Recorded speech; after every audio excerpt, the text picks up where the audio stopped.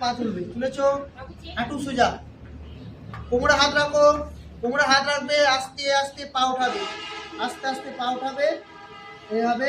যখন এটা এই পাটা টাচ হয়ে যাবে তবে হাতটা এইভাবে নামাবে, ঠিক আছে? আরো উঠবে, যত উঠাতে পারো, পাটাকে এইভাবে, এই টাচ হবে না, আরো উঠে থাকবে। হ্যাঁ, এটা নাম হচ্ছে হালাসন। কি নাম? কি নাম? মনে থাকবে। চলো, মাথা সমান রাখো, সমান রাখো, রিল্যাক্স।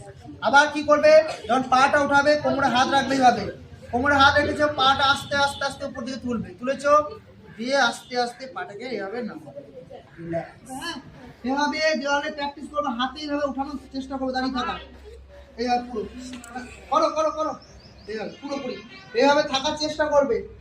প্রত্যেকদিন প্র্যাকটিস করবে, দেখবে আস্তে আস্তে হয়ে যাবে। হাতের ব্যায়ামগুলো বেশি করে করতে হবে, এটার জন্য হাত মজবুত হতে হবে, বুঝতে পারলে? পুরোপুরি হাতকে এভাবে রাখবে, পায়ে হবে, দেখেছো? রিল্যাক্স,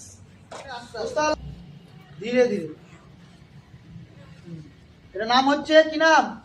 পদ্মাসন। ওর মুখে বলো, কি জোরে বলো, পদ্মাসন। এই মুখে বলো।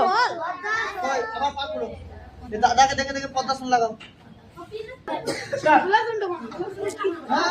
এইভাবে হাত রাখলেই হবে, এদিকে এইভাবে হাত, এটার নাম হচ্ছে মকরাসন। ঠিক আছে, কি নাম? মকরাসন। আস্তে চলো করো মকরাসন। কি নাম? সুখাসন। কি নাম? বলো, জোরে বল তো কথা। আরাম করে বসো, যেটা বলে সুখাসন, ঠিক আছে? এবার করবে পদ্মাসন।